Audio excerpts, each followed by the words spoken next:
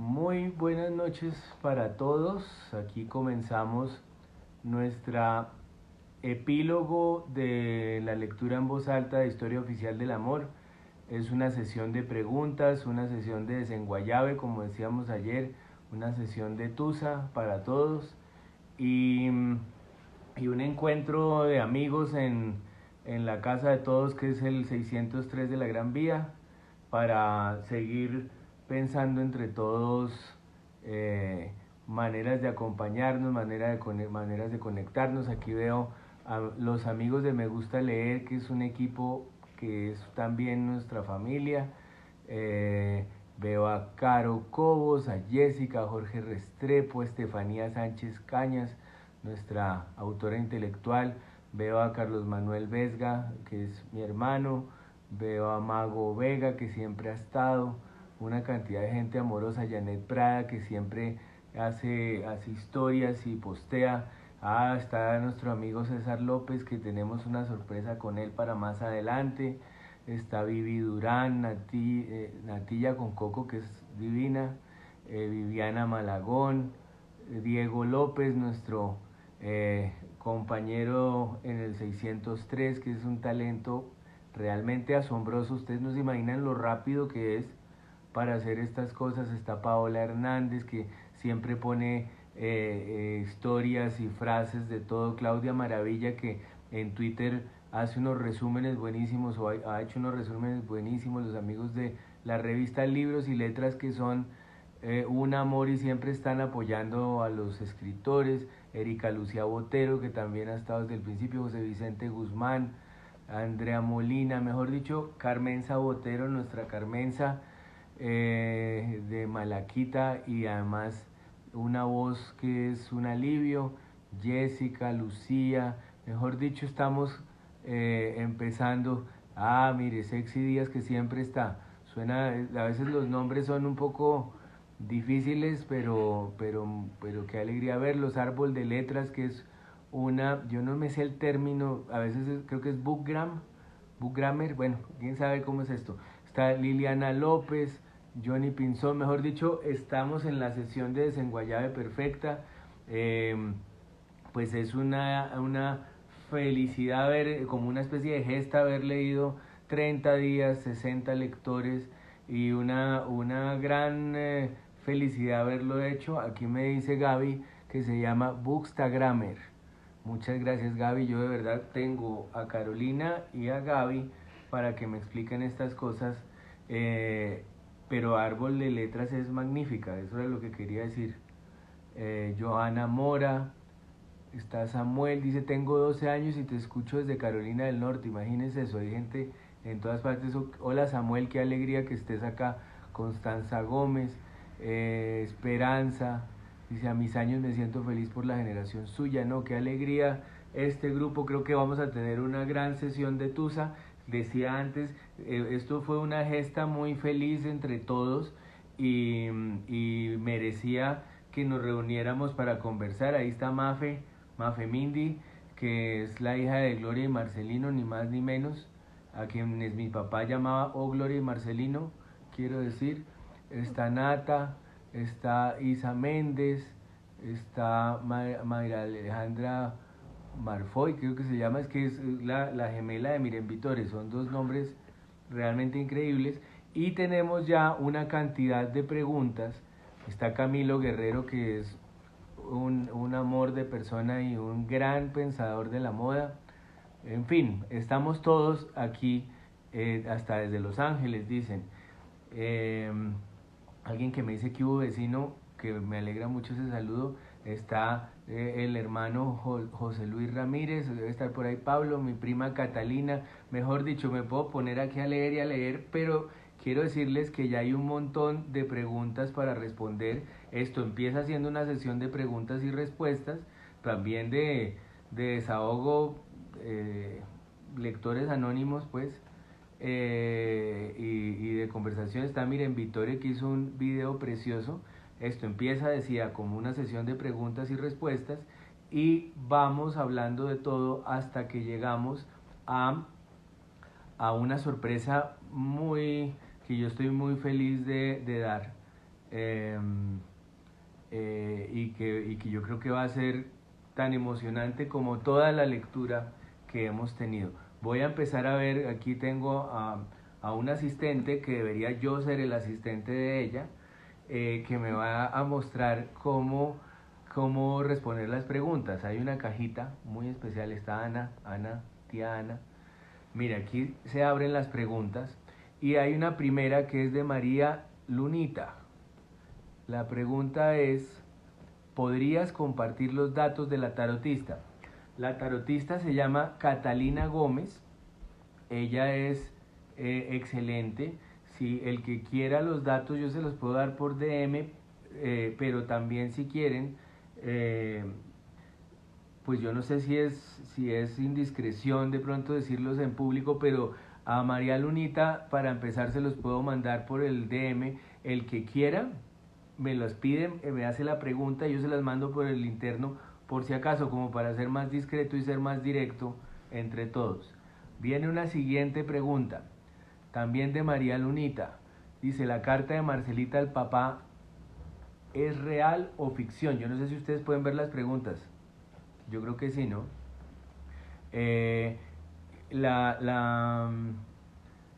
No, mándenmela por el DM, que alguien me dice de una por aquí, ¿no? Porque eso es como mandar ahí un teléfono, yo prefiero uno a uno, yo no tengo problema, es copiar y pegar. La carta de Marcelita del papá, ¿es real o ficción? La carta de Marcelita es real, ella la escribió, pero por supuesto, porque muchas cosas de mi abuelo se perdieron, porque él se fue a vivir y armó otra familia, como está contado en el libro, muchas cosas se perdieron, entonces esa carta se perdió. Es una reconstrucción que yo hice con ella, con mi mamá, durante mucho tiempo, fue casi meses de investigación, y mientras escribía yo la llamaba todo el tiempo y llamaba a Mirenchu, su mejor amiga, constantemente, y entre ellas y mi papá y mis tíos y un montón de gente me iban ayudando a hacer las cosas. Es una carta reconstruida, escrita casi que a 4 manos, y en efecto tiene el contenido que es. Mucho de la novela es así. La ficción ayuda a reconstruir lo que pasó, pero lo que pasó es tal cual así, sino que todavía más metidos a fondo, porque la ficción ayuda a que uno se meta, por ejemplo, en la cabeza de estos personajes. Voy a la siguiente pregunta. Nuestra asistente Carolina López me ayuda con todo el amor del caso y la paciencia. Hay una siguiente de María Lunita. ¿El libro lo escribiste al revés o fue... María Lunita se avispó, digamos, ¿lo escribiste al revés o fue un proceso de edición? No, yo lo escribí tal como uno lo lee, en ese orden. Y iba también yo remontando al pasado con mis archivos de prensa, con mis entrevistas. Tenía 50 horas de grabaciones de entrevistas, y ahí me iba apoyando, y también archivos de prensa. Pues aproveché que trabajaba en el Tiempo para entrar a los archivos del Tiempo, iba a la Luis Ángel, o iba a la Biblioteca Nacional, que ayudaron mucho, e iba reconstruyendo cada época con fotos, álbumes de fotos. O sea, está escrito tal como uno lo lee, en resumen. Viene Daniela Zapata, que pregunta, ¿cómo se pronuncia Mirenchu? Ahí está la respuesta, se pronuncia Mirenchu. Gracias por la pregunta, que es importante porque había bastantes cosas, bastantes pronunciaciones. ¿Cómo fue el proceso? A ver, dice Juan Jaramillo que es una compañía constante y ha sido muy, muy querido como lector. ¿Cómo fue el proceso? ¿Cómo se concretó? ¿Cómo escogieron a quienes leyeron? Se refiere a la lectura.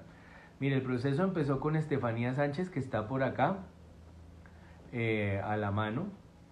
Está pendiente Estefanía, con la que he ido haciendo una amistad a partir de los libros.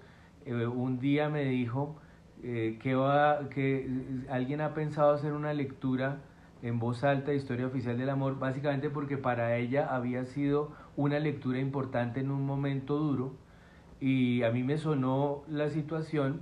Veníamos de que Río Muerto estaba impreso pero no encuadernado, y cuando se decretó la cuarentena se quedó realmente atrapado en la imprenta, y solo pudo salir, como saben ustedes ahora, en estos días en los que a la gente ha ido volviendo a trabajar. Y entonces, en ese momento, en ese preciso momento en que Estefanía me lo dijo, había la sensación, yo creo que todavía está presente, de hacer cosas cuyo criterio sea la solidaridad, de hacer, acompañarnos, que entre otras cosas eso fue lo que nos reafirmó en la idea de hacer el 603 de la Gran Vía, que era una idea que teníamos con Carolina, y nos reafirmó la sensación de que el espíritu es la solidaridad y establecer conexión humana directa y mandar a a las casas de cada quien cosas bellas y que, como decía ayer, nos mantengan despiertos y nos ayuden a dormir mejor.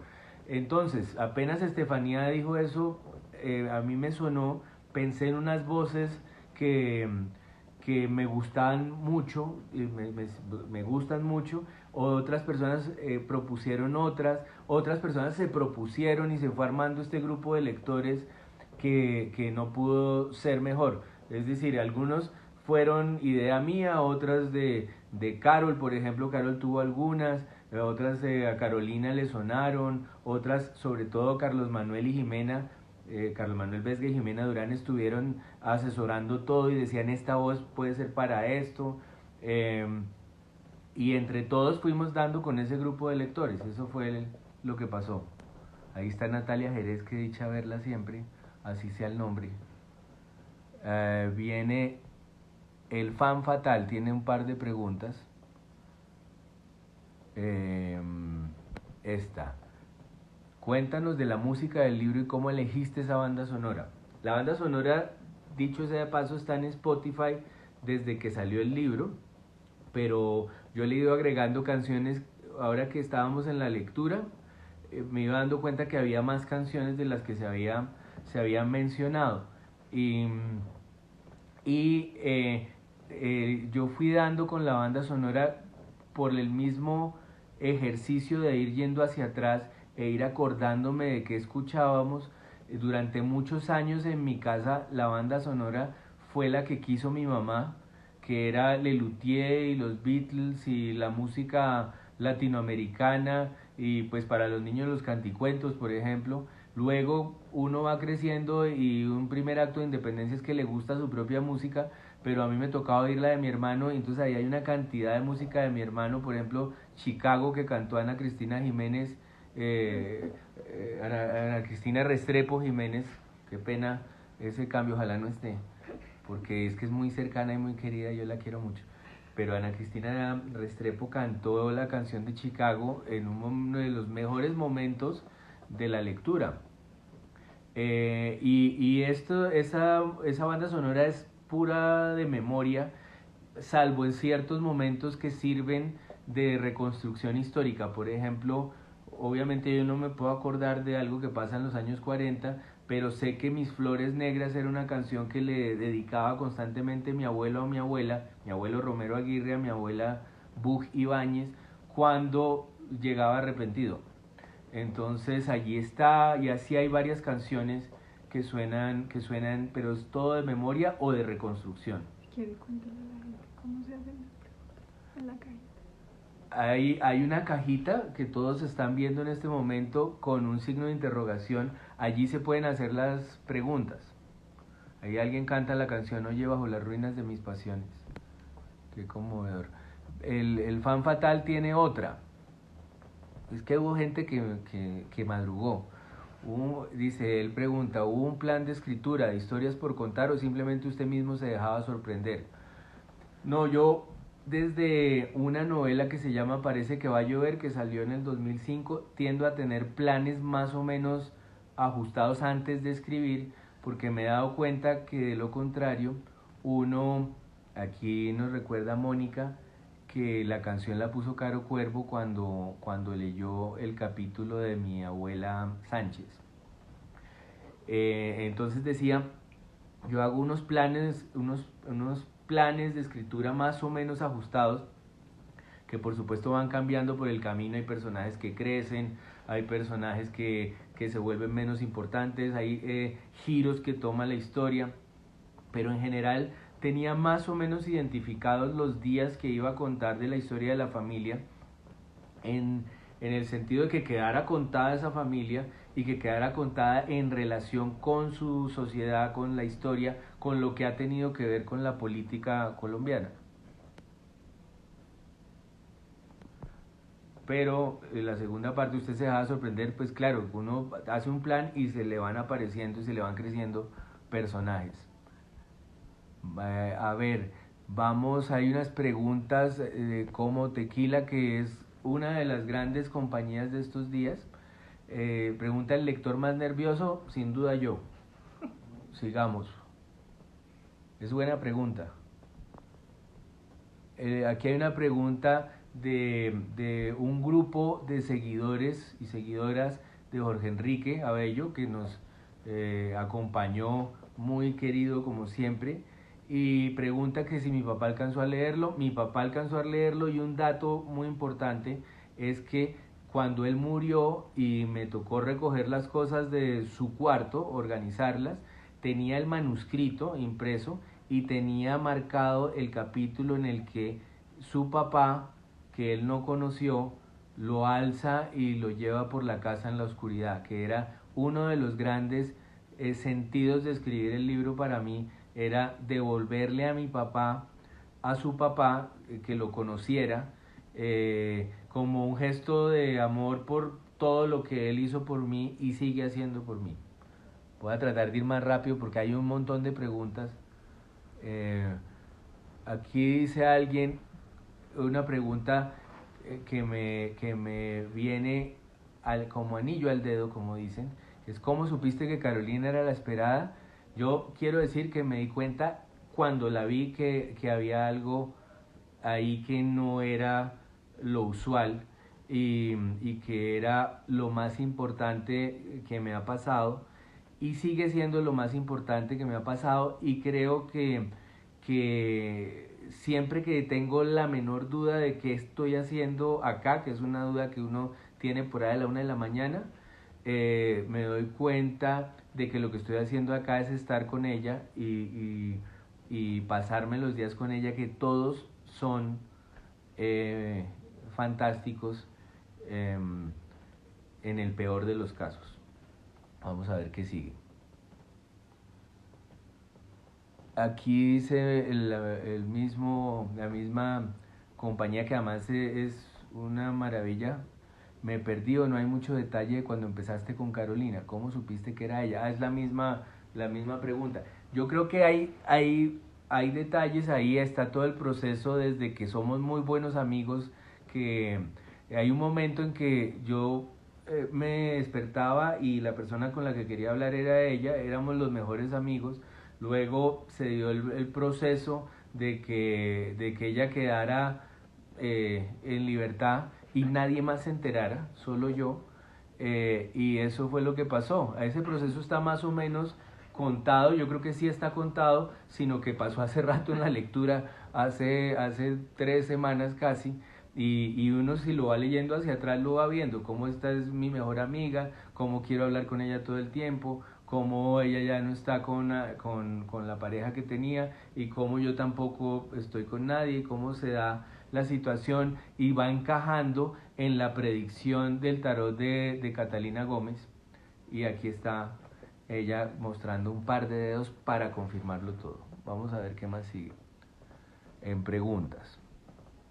Ahí hay una que se repite, que es cómo la escribí de pasado a presente, y repito, está escrito como uno la lee. Aquí hay otra pregunta de Patriana, que es ¿cuánto te demoraste escribiendo? Yo creo que empecé más o menos en noviembre del 2015, y creería que terminé hacia agosto o algo así del 2000. No puede ser, en noviembre del 2014, y terminé hacia agosto o septiembre del 2015, o sea, más o menos unos 9 meses fue el proceso de escribir este libro. Y aquí está Carolina, que yo creo que más o menos tiene esa misma idea y está diciendo que sí. Aquí hay una pregunta, ¿cuál es el capítulo favorito de tu esposa? Ella está aquí, puede decirlo.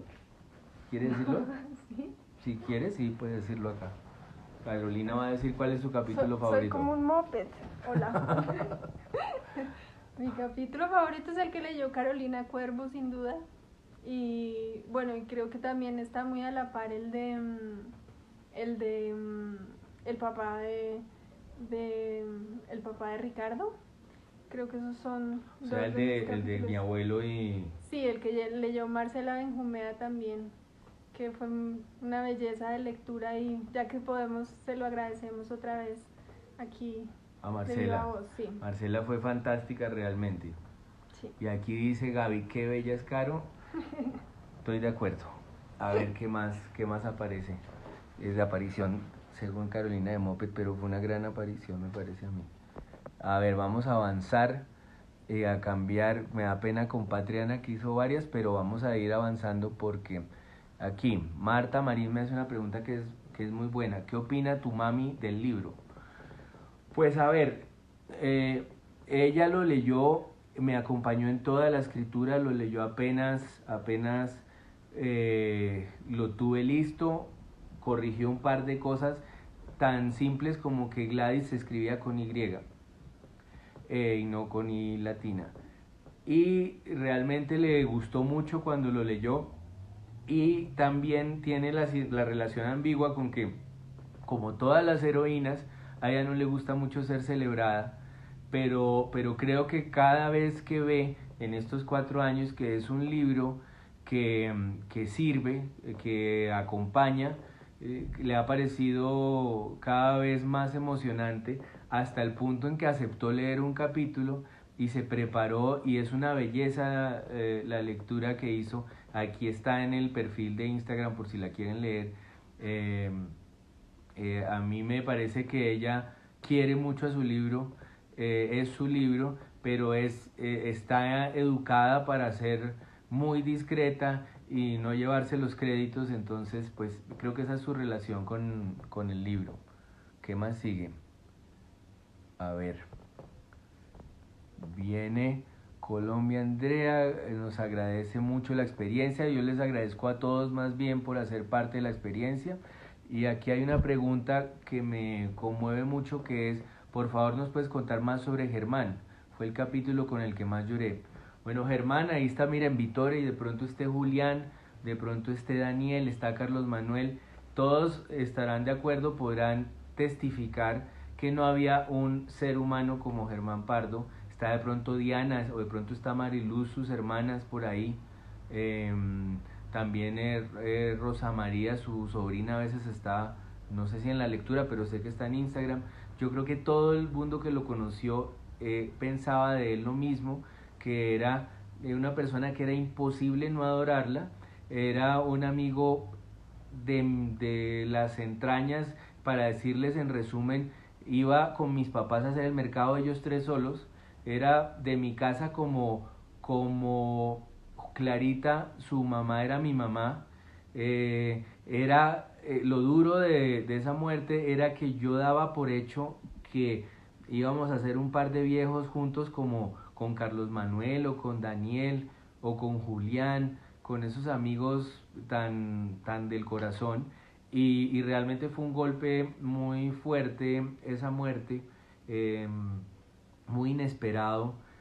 Pero en relación con las despedidas que yo hablaba anoche, pues fue un duelo más bien fácil de hacer, porque fue una persona con la que nos dijimos todo lo que nos hablábamos siempre nos fuimos muy amorosos el uno con el otro, casi aprendiendo a ser amorosos con otro hombre sin pendejadas, sin pensar en, no, es que uno no se puede abrazar tanto. De ninguna manera. Fue una relación muy honda, muy feliz. Y ese capítulo yo creo que recrea muy bien el dolor y el golpe tan fuerte que vivimos todos los que los que éramos pues tan cercanos. Vamos a ver, vamos a pasar. Aquí hay comentarios. ¿Qué más diría usted? ¿Este o este? Aquí dice Manu García Riaño, que ha estado presente siempre. Qué bonito ejercicio de lectura en voz alta, lo disfruté junto a mi padre. Eso me ha fascinado de la lectura, y es como las familias que pues cada una está en su apartamento, pues hablándose por Zoom o por lo que sea, por teléfono, por chat, tiene un plan para hacer al tiempo, o tuvo un plan para hacer al tiempo. Vamos a seguir pensando planes para hacer al tiempo. Esa es la idea justamente del 603 de la Gran Vía. Pero ese comentario me sirve para decir que eso es una de las cosas más conmovedoras, como las familias han estado pendientes al tiempo de esa lectura. A ver, los que no digo es porque ya las he respondido de alguna manera. Alguien dice aquí, ¿por qué se llama el 603 de la Gran Vía? Que es una buena pregunta. Y si ustedes recuerdan, en la novela, el edificio en el que yo viví desde que nací hasta el 2007, 2006, es el edificio La Gran Vía, y el apartamento en el que vivíamos era el 603. Vamos a ver qué más preguntas aparecen por acá. Esta es una buena pregunta. ¿Alguna vez supieron quién hizo el entierro en la maceta? Mire, cuando pasó ese entierro, a mí me impresionó que uno contaba la historia y todo el mundo decía, a mí también me pasó, o a un primo le pasó, o a un amigo le pasó que le pusieron un entierro en una maceta, o encontraron brujería en tal sitio. Y en ese momento el primer instinto que uno tiene es de averiguar quién fue y de meterse por esa misma vía, es decir, entre brujos, a preguntar, a decir necesito saber. Pero alguien, no me acuerdo quién fue el lúcido, que nos dijo, dejen eso así, nunca sepan, porque como pasan otras cosas de la vida, mientras uno no acuse recibo de lo que del daño que le quieren hacer, creo que empieza a desactivar esa mala fe y esas ganas de destruir las cosas. A ver, ¿cuál fue el capítulo? Pregunta Clau Vale. ¿Cuál fue el capítulo que más te costó escribir y por qué? Yo creo que es el del 9 de abril. Creo que la novela desde el comienzo está anunciando el 9 de abril, recordando el 9 de abril. Y era muy importante para mí que funcionara, porque hay ficciones fantásticas sobre el 9 de abril, las de Miguel Torres, El incendio de abril o El crimen del siglo, la serie que protagonizaba Edgardo Román, en la que luego recordamos que además estaba Víctor Mayarino. Hay novelas de después del 9 de abril, de esa época, desde las de José Antonio Osorio Lizarazo. En fin, hay un montón, hay un todo. Por ejemplo, María Mercedes Andrade, la escritora profesora, tiene un estudio de las novelas del 9 de abril que a mí me guiaron mucho para escribir esto. Y hay tanta ficción que yo quería que valiera la pena el capítulo que sí recreara. Por ejemplo, Arturo Álape tiene su Bogotazo, que es una obra monumental, y yo quería que esa funcionara así de bien. Cuando la leyó Víctor Mayarino sonó un poco mejor, pero ese capítulo me acuerdo que tuvo mucha lectura previa. A ver qué más hay por ahí. Vamos a estar pendientes de la hora, porque se nos pasa mucho tiempo también, para nuestra sorpresa. A ver, aquí hay David. Pregunta, ¿qué crees que le faltó a Colombia para romper con su karma como la señora Marcela? Yo creo que Colombia no se ha podido poner de acuerdo desde todos los ángulos, desde todos los estamentos de la sociedad, en que la violencia es impensable, pero aquí sucede todo el tiempo. Aquí siempre se ha encontrado justificación para la violencia y creo que desde que no nos pongamos de acuerdo en que nada justifica el horror, ese karma no se rompe. Voy más hacia abajo porque bueno, hay unos que son más...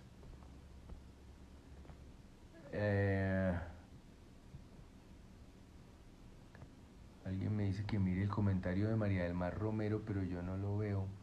No sé si ella lo puede volver a hacer o ponerla en pregunta.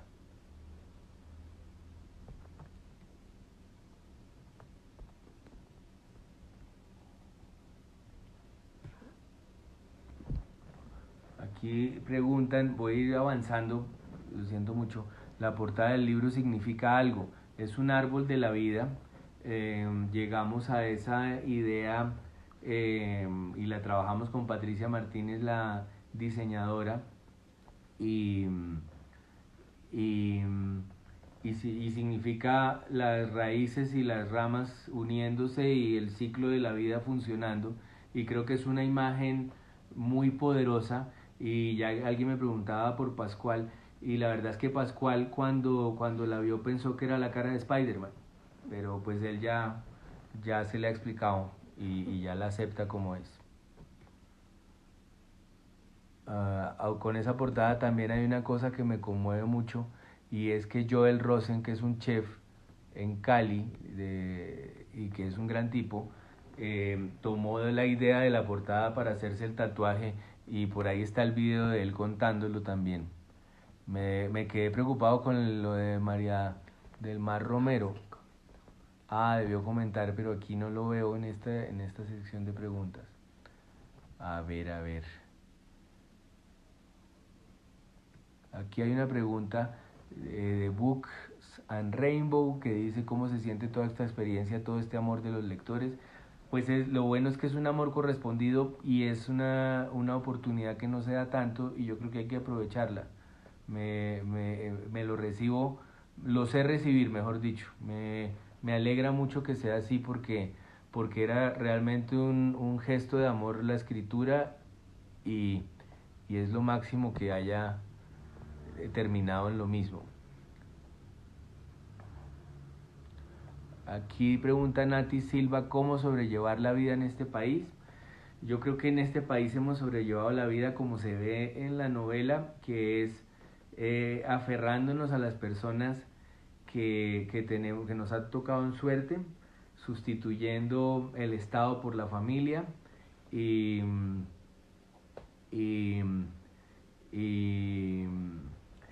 concentrándonos en lo nuestro. A mí me gusta mucho esa frase de barrer la puerta de la casa para que el barrio esté limpio. Este es un país en el que es particularmente cierto que uno no puede enfrentar y derrotar fácilmente a todo el entramado del poder, el entramado muchas veces corrupto, y creo que es una manera de derrotarlo, ser solidarios entre nosotros, ir casa por casa, vecino por vecino, funcionando y siendo solidario y entregando todo lo que uno puede entregar. Creo que esa es una gran solución. Aquí Carolina. No, siga tranquilo y luego cortamos. Bueno, de la saga de Star Wars, ¿cuál es la película favorita de Pascual? Eso es una buena pregunta. Yo creería que a él le gustó particularmente la primera de la última trilogía, que se llama El despertar de la fuerza, porque es la primera que él vio cuando salió. Las otras, aunque él dice que le gusta mucho El Imperio Contraataca, él lo ha dicho últimamente. Hay una cantidad de gente que dice cuáles son sus favoritos lectores. Para mí es muy difícil escogerlo, debo reconocerlo. Aquí hay una que me parece interesante. ¿Harías una secuela? Mira, a mí me parece que la historia de amor con Carolina está retratada ahí. Era en todo caso una historia que contaba 80 años y hay que reconstruir mucho con lo que hay allí. Pero a mí me parecería que una buena secuela es justamente esa historia y esa nueva suma de familias.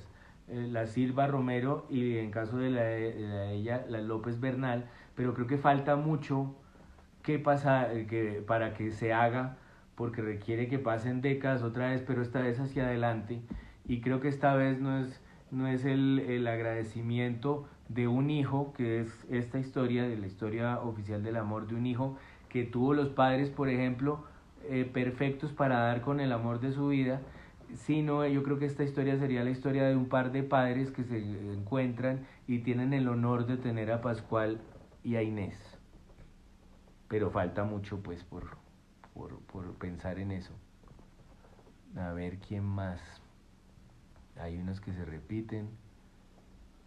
Marcela Marra aquí la declaran su favorita, muchos, hay que decirlo, para pues si ella está por ahí, que es una alegría que lo sepa. ¿Qué más? Al oír tu libro, ¿sentís que te faltó algo o que no debiste escribir algo? ¿Te gustó tu libro? Pues es una magnífica pregunta porque uno tiende a no volverlos a leer.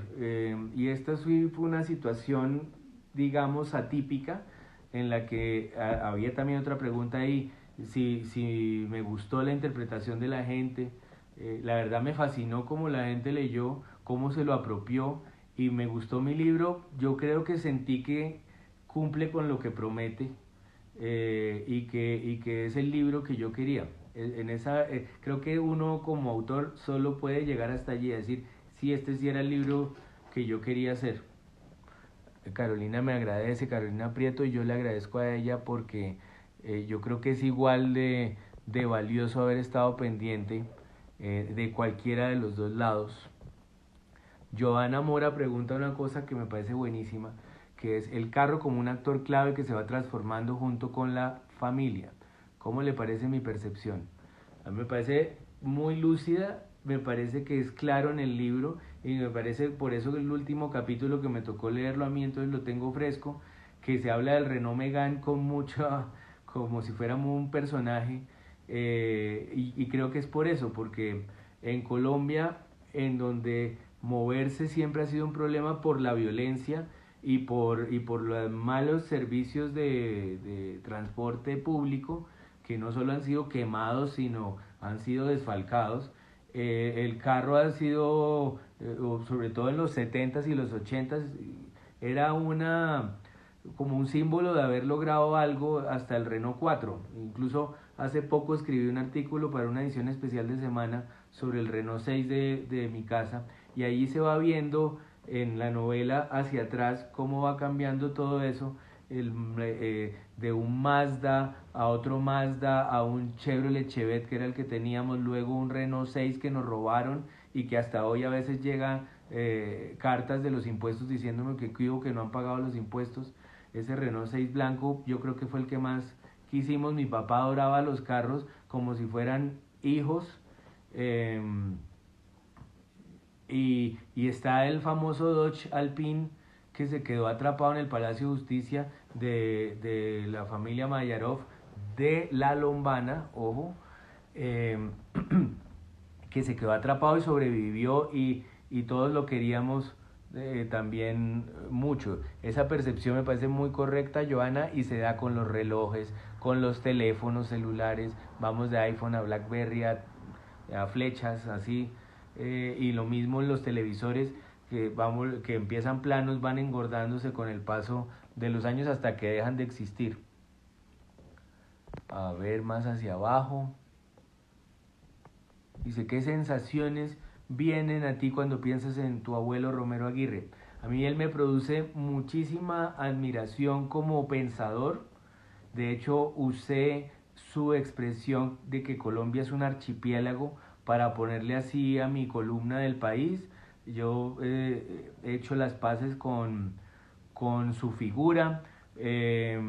Me parece un tipo memorable y sobre todo me parece un personaje de novela extraordinario y un papá abrumador en todos los sentidos, por lo amoroso, por lo variable, por lo violento, por lo extraviado. Un personaje en suma maravilloso. Eso es lo que siento por él. A ver, ¿qué más hay? Bajando. Mira, aquí creo que este puede ser Víctor Mayarino. Es posible, ¿no? Si es Víctor Mayarino, qué emoción. Si no, también qué emoción ve Mayarino. Una batalla sin gloria de una guerra que no comienza ni termina, sino que se transforma, que tuvo que leer Víctor Mayarino. Esa frase que impacta, esto parece que es más largo, parece seguir condenándonos. Lo que pasa es que aquí no se ve más larga. En fin, es cierto, yo creo que eso sí es lo que ha pasado acá, una batalla sin gloria de una guerra que no comienza ni termina, sino que se transforma. Creo que seguimos reciclándola y creo que seguimos en la misma guerra y la estamos viviendo cada uno sin darse cuenta del todo. Creo que estamos todavía, es decir, un país en el que matan a 800 líderes sociales en los últimos años y a 200 desmovilizados de las FARC no es un país normal.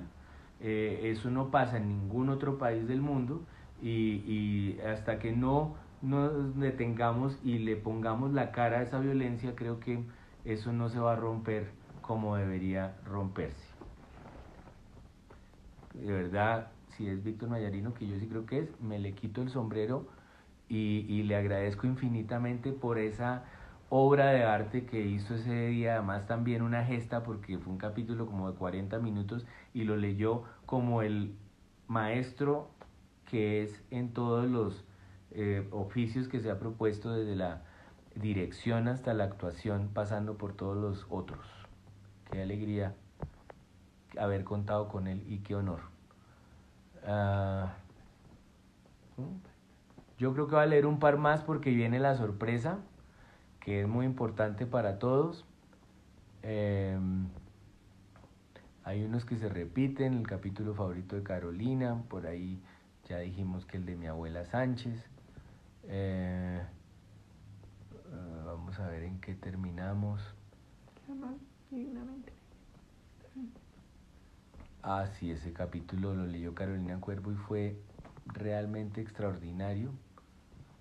Aquí hay una pregunta de Jesús Tobar, que es un amigo al que estimo mucho y un lector al que respeto mucho, y es por qué decidió contar la historia de forma regresiva. Voy a leer esta, es la penúltima. Pues a mí me ha fascinado siempre los relatos que van hacia atrás, desde el viaje a la semilla de Alejo Carpentier hasta Traición de Harold Pinter, sobre todo esos dos, y siempre había tenido en mente hacer algo por el estilo, y hubo un momento, aquí me dice Mónica que está Elena Mayarino también y le agradece, yo me sumo a ese agradecimiento porque esa sí que es una de las grandes lecturas de estas 60 lecturas y estas 30 noches, qué voz tan aliviadora y tan expresiva y mejor dicho, esos dos maestros que conseguimos para esta lectura, yo no sé cómo agradecerlo, sé a quien también agradecerle, que es a Gloria Arias, que está por ahí, que la vi y que no puedo quererla más, y de paso a su mamá Gloria Nieto, que ha estado pendiente de todo, y esto es una felicidad tenerla con nosotros. Decía, me fascina Traición y me fascina El viaje a la semilla, y quería contar una historia hacia atrás, y en un momento dado, luego de escribir el libro de la envidia, que fue un libro que le hice a mi papá, me vi empujado a escribirle uno a mi mamá y pensé que la historia de la familia era el libro de ella, y inmediatamente pensé, este no es un libro en el que uno va a estar pensando como lector qué va a pasar, esto en qué va a terminar. Este es un libro en el que uno va pensando qué pasó, de dónde viene esto y, y qué fue todo lo que logró Marcela Romero de Silva o Marcela Romero Buch desmontar para que esta gente tuviera una vida mucho mejor de la que le entregaron a ella. Entonces creo que esa fue la lógica. Aquí Carmen se dice que la de Elena Mayarino fue una lectura magistral, y voy a terminar con esta pregunta antes de pasar a nuestra gran sorpresa. ¿En qué momento, este me gusta mucho porque la hace Lina Chaparro, que también es una gran amiga lectora, que es ¿en qué momento le presentarán el libro a Inés? Inés se la pasa con el libro en las manos, dice que es el libro de la familia y todo el tiempo pregunta quién va a leer esta noche y está un poco desconcertada. Aquí están elogiando la lectura de César López, que fue una belleza, y repito, pronto, el otro autor es Carpentier, aparte de Harold Pinter, pronto vamos a dar una noticia con César y vamos a presentar algo con César muy especial, yo creo, en nuestra casa del 603. Dice Mónica que tan divina Inés, no se imaginan, de verdad que es un honor ser el papá de esa persona. Alguien elogia la lectura de La Nube, o sea, de Ana María Medina, que fue preciosa realmente, y La Nube no puede ser más talentosa y más buena gente en este mundo y más conectada con nosotros en todo. Creo que ahí llegamos al final. Ah, sí, aquí hay una cosa que quiero agregar antes de pasar a la sorpresa, que es... alguien dice que la muerte de Alfonso fue el capítulo más triste, sin duda, terrible. Ay, que Carolina Guerra también fue una maravilla, y Carolina Guerra es una maravilla en todo. Y la de Simona fue una belleza que no sabemos cómo agradecer. Qué felicidad que leyó con su hijo, y qué felicidad también Mónica Jaramillo. Mejor dicho, cada lector uno podría dedicarle una frase. También Camila Brujés, que la adoramos. Mágida Isa, que fue fantástica, y que está reconstruyendo su lectura porque tuvimos un problema técnico como de los 80 también.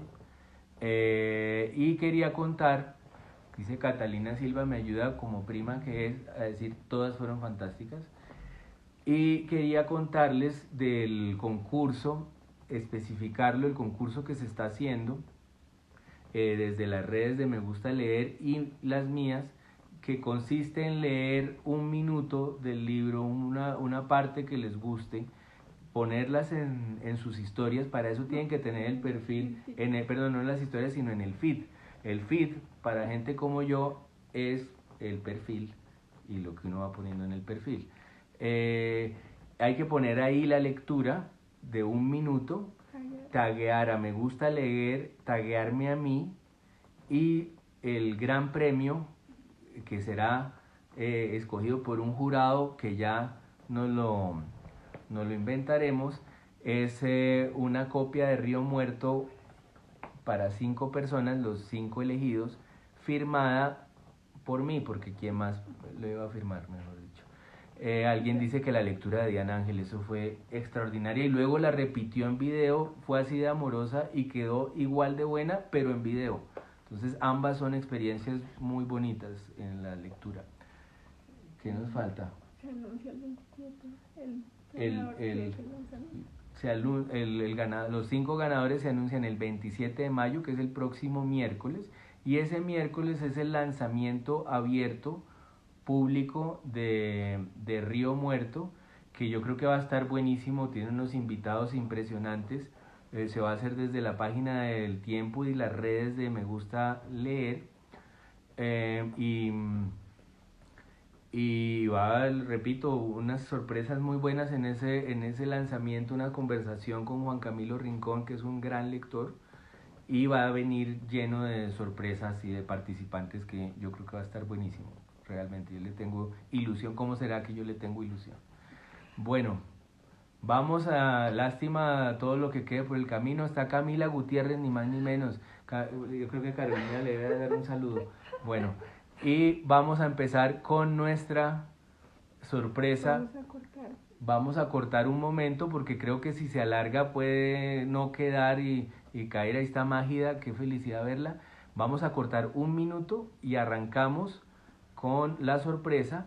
Quiero decirle a David Aponte, que me pregunta por una película de Woody Allen, que escoja una, y escojo Selig. Ya volvemos para la sorpresa. Por favor, vuelvan. Muchas gracias, infinitas gracias por estar todos acá. De verdad es un amor plenamente correspondido, y aquí seguimos inventándonos cosas que nos van a llegar a todos y nos van a conectar a todos. Van a ver. Es una advertencia.